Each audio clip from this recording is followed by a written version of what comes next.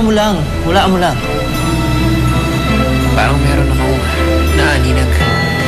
May naaninag ka? Dave, sige. Exercise mo lang, ha? Sigurado ko. Gusto mo na yung makita.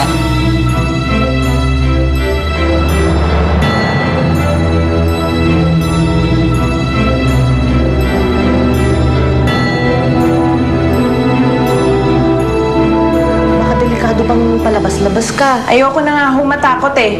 Walang kahit sinong makakakontrol sa buhay ko, kahit sinong demonyo pa. Babalik ako agad. Mag-iingat ho. Ano kaya ibibigay nila sa atin sa season 2? Baka bigyan ka ng pelikula! Pero bago ang lahat ng yan, ha? Kailangan hindi lumayo ang loob ng bata sa'yo. Mayroon akong naisip na magandang taktik. Ano yun? Gagawin ko. Bigay natin sa kanya lahat para lapit lang siya ng lapit sa atin. Kumain ka! Hindi ka tatayo dyan hanggat hindi yan tapos, ha? Helen, get your hands off me! Wala kang karapatan na gawin yan. Kasi yaya ka lang. Ako ang nanay niya. Yung number ng huling kliyente ko, nasa iyo pa ba? Bakit? Alam mo namang hindi ko pwede bigay sa'yo yan, di ba? E di numerensya ka nila. Paano commission ko? Importante to. Yun lang naman eh. Yung isang yun lang. Ano pa bang ginawa niya sa nilaking to sa'yo? Ikaw kasi nagbabuksan ng dyaryo eh. Sana alam mo. Saksi ako na tama ang pagpapalaki mo kay Nino. Hindi ka na yaya. Ikaw ang nanay niya. Pansin ko nga, si Helen pa nga lumalabas sa kontrabida. Ba talaga kayong mag-ina? Tuloy ang plano natin, ha? Ikaw ang kakampi, siya ang kaway. Thank you.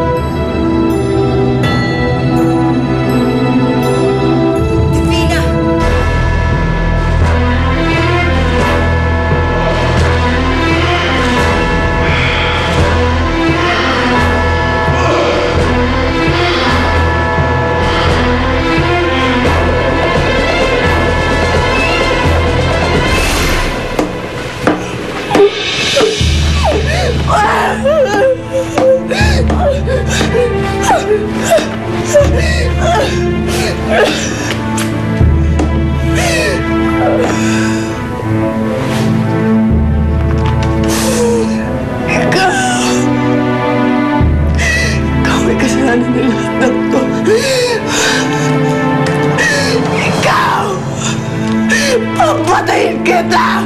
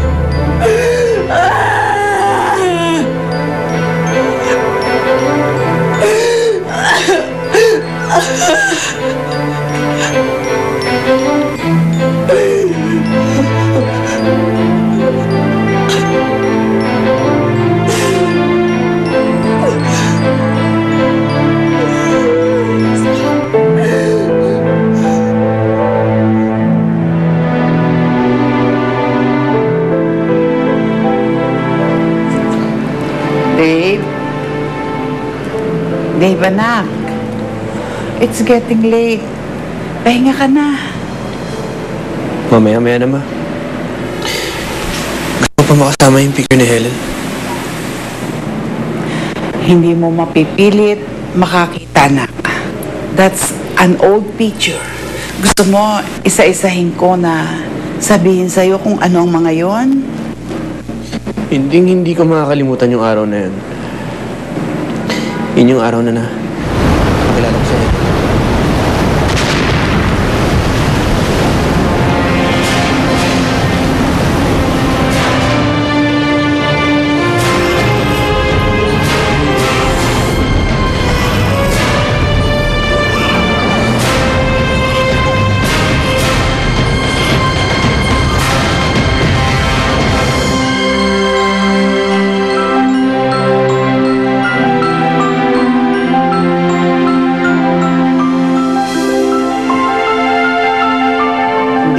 makakalimutan yung araw na yun. Dahil yun yung araw na nagkaroon ng kulay ang buhay ko.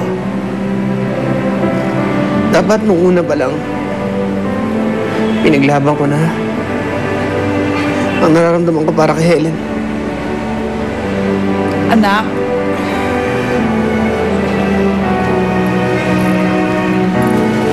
Dave, aayusin ko ang annulment ng kasal niyo ni Bianca.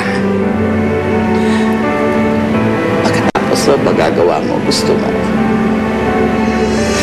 Maring, si Helen, hindi ako tututol. Hindi ako tututol, anak, basta sa kaligayahan mo.